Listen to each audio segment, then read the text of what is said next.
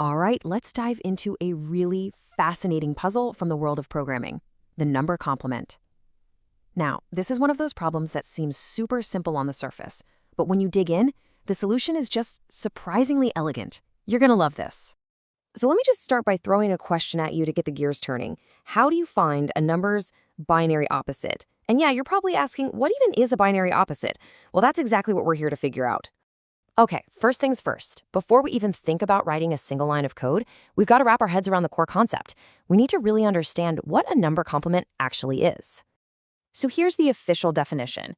A number complement is simply the number you get when you take its binary representation and you flip all the bits. That's it. Every single 0 becomes a 1, and every single 1 becomes a 0. Couldn't be simpler, right? And this table right here, this makes it crystal clear. Let's take the number 5. In the language of computers, in binary, that's 1, 0, 1. So if we flip each bit, the first 1 becomes a 0, the 0 in the middle becomes a 1, and that last one becomes a 0. We're left with 0, 1, 0.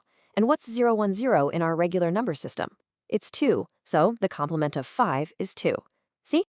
All right, I think we're getting the idea. But let's imagine we're doing this without a computer. How would we solve this with just, a pen and paper? Let's walk through the manual process.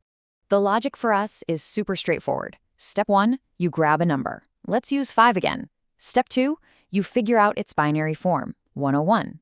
Step 3, you just go bit by bit and flip them. 101 becomes 010. And finally, step 4, you convert that 010 back to a regular integer and you get 2. Easy, right? Well, this makes perfect sense to our human brains, but telling a computer to do this efficiently, that's a whole different story. And that right there brings us to the hidden challenge. See, the problem isn't knowing what we need to do. That part's easy. It's figuring out how to do it in a clever, efficient way with code. This is where programming gets really, really fun. So here's the real puzzle for a programmer. A computer doesn't just see the number 5 as 101.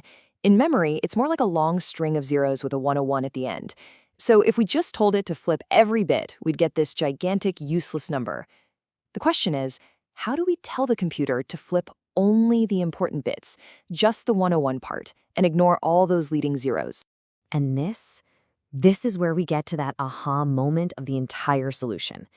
The key isn't some complicated loop or converting things back and forth. No, it's a really slick technique from the world of bit manipulation. It's all about crafting the perfect mask. You see, the real trick isn't to think about flipping those bits one by one by one. No, it's about creating a perfect mask that we can just lay right on top of our number and do the whole job in one single shot. So what in the world is a bit mask? Well, think of it like a stencil. For our number 5, which is 101 in binary, our perfect mask would be 111. It's a binary number made of all ones with the exact same length as our original number. Its only job is to signal to the computer, hey, these are the bits right here that we care about. Ignore everything else. And check this out. This slide shows the magic in action. We use a special bitwise operation called XOR, which has that little caret symbol. Now, the rule for XOR is simple. When you XOR any bit with a 1, it flips. It's like a light switch. So, when we take our number, 111, and XOR it with our mask of all ones, 111, every bit gets flipped perfectly. 1 XOR 1 gives you 0. 0 XOR 1 gives you 1. And the last one, XOR 1, gives you 0 again. The result? 0, 1, 0, our complement. So let's actually look at the code and see how this all comes together. We're about to deconstruct the one-line magic trick that makes this whole thing work. And there it is. In a language like Python, this entire process can be boiled down to a single, beautiful line of code. I know it looks a little cryptic at first glance, but it's doing exactly what we just talked about. It's creating that perfect mask and then doing the XOR. Let's break it down piece by piece. Okay, step 1. The computer needs to know how many bits it's dealing with. That num.bitlength part does exactly that. For our number 5, which is 101 in binary, it tells the computer, hey, this number is 3 bits long. This is the essential first piece of information for building our mask. Next up, this funky 1 less than 3 thing. It's called a left bit shift. All it means is, take the number 1, which is just 1 in binary, and scoot it 3 places to the left, filling in the gaps with zeros.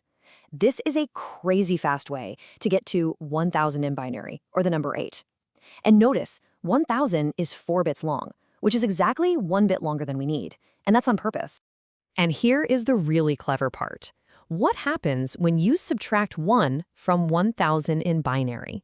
Well, think about it in decimal. 1,000 minus 1 is 999. In binary, 1,000 minus 1 gives you 111. It's just a beautiful, incredibly efficient trick to create a solid wall of ones. And just like that, we've got our perfect 3-bit mask, 111. And finally, we bring it all home. The code takes our original number, the num, 101, and performs that XR operation with the mask we just created, 111, and bam, the result is 010, which is the integer 2.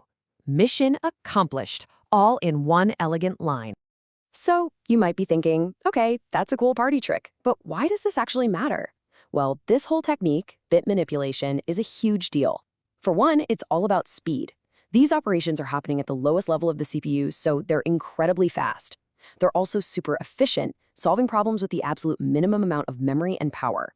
This gives programmers really fine-grained control over their data.